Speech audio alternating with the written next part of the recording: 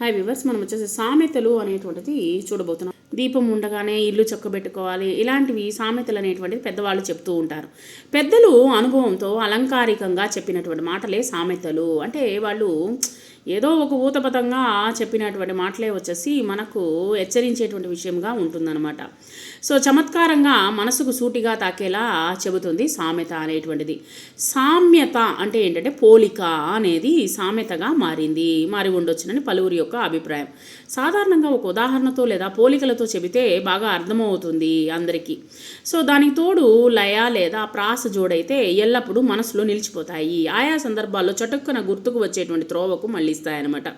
So మంచి విషయాలుగా అది మారేదానికి అవకాశం ఉంటుందన్నమాట. చటుక్కుమనేటువంటి చెప్పేటువంటి విషయాల్ని మనం చూడవచ్చు అనమాట. సామెతల కింద మనం చూడొచ్చు. అన్ని విషయాలు బయటకు చెబితే అపాయం అని చెప్పడానికి రామాయణంలోని ఉదాహరణతో ఇంటి గుట్టు లంకకు చేటు అని సామెత చెబుతారు. అంటే రావణాసురుని నాభిలో అమృత భాండము ఉన్నదనేటువంటి రహస్యం వెల్లడి అయిన కారణంగా రావణుడు సంహరింపవడము జరిగింది, లంకకు కీడు వాటిల్లింది అని అర్థం అనమాట. అలాగే ముంజేది కంకణానికి అద్దమేలా అన్నటువంటి సామెత అనమాట.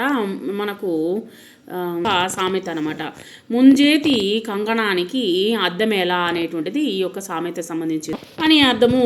సామెతలో ఇదే అర్థము మరాఠీ భాషలో వచ్చేసి కంకణాల అస్స కషాల అని, హతజా కంకణాల ఆర్షా కషాల అని అంటారు. సో అట్టిదే కొండను తవ్వి ఎలుకను పట్టినట్లు అనేటువంటిది హిందీలో వచ్చేసి కోదా పహాడ్ నికలా చూహా, డోంగర్ పోకరూన్ ఉందీర్ కాడ్నే అనేటువంటి ఈ విధంగా వచ్చేసి ఒక్కొక్క లాంగ్వేజ్లో ఒక్కొక్క విధంగా పిలుస్తారనమాట. ఒక్కొక్క విధంగా సామెతలు అనేటువంటి చెప్తారనమాట. ఎంతో శ్రమపడ్డాక చాలా చిన్న ఫలితమో అసలేమీ దక్కకపోవడమో జరగడాన్ని ఈ సామెతలో సూచిస్తారు. బొడ్లో డబ్బులు బొడ్డులో ఉండాలి, పిల్లవాడు దుడ్డులా ఉండాలి అని. అంటే బొడ్డు దగ్గర చీర దోపుకున్న డబ్బు ఖర్చు అవ్వకూడదు, కానీ పిల్లవాడు మాత్రం పుష్టిగా ఉండాలి అనేటువంటి సామెత అనమాట. శ్రమ లేదా ధనం వ్యయము కాకుండా అన్నీ జరగాలనేటువంటి అర్థంతో దీన్ని ఉపయోగిస్తారు. ఇదే అర్థంలో ఆంగ్లంలో want the cake and eat it two అనేది సామెత ఉంది. సో ఈ విధంగా కుటుంబము, సంఘము, సంస్కృతి, వాణిజ్యము, వృత్తులు, హాస్యము, ఇలా అనేక విషయాలకు సంబంధించినటువంటి సామెతలు భాషలన్నిటిలోనే ఉన్నాయన్నమాట. అన్ని భాషల్లోనూ ఉన్నాయి. కథా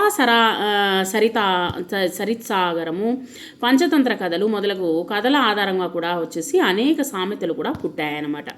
ఉదాహరణకు మంచి వేసిన ముంగిసకి మరణం వచ్చినట్లు దీనికి సంబంధించిన కింది కథను చూడండి.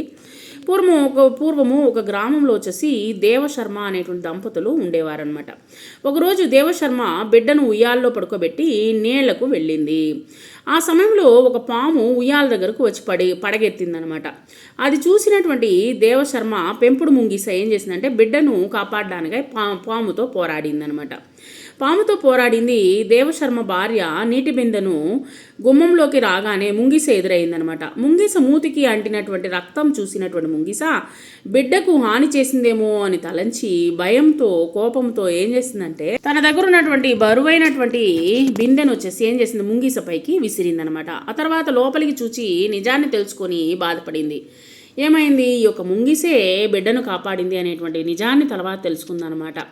ఎంతో లోకానుభవము రంగరించినటువంటి మన పూర్వీకులు చెప్పినవే ఈ సామెతలు.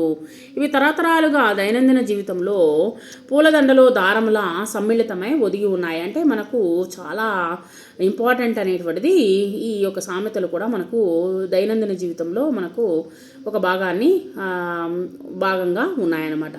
ఇవి భాషకు వన్నెను, అలంకారాన్ని చేకూరుస్తుందనడంలో సందేహం అనేటువంటిది లేదనమాట. ఈ యొక్క పాఠంలో వచ్చేసి చమత్కారము, అబ్బురపాటు, రంగరించటము, ద్రవము చేర్చి వ్రేలితో మెదపుట, సమ్మలితము అంటే కలిసిపోవడము, దైనందిన జీవితం అంటే నిత్య జీవితము,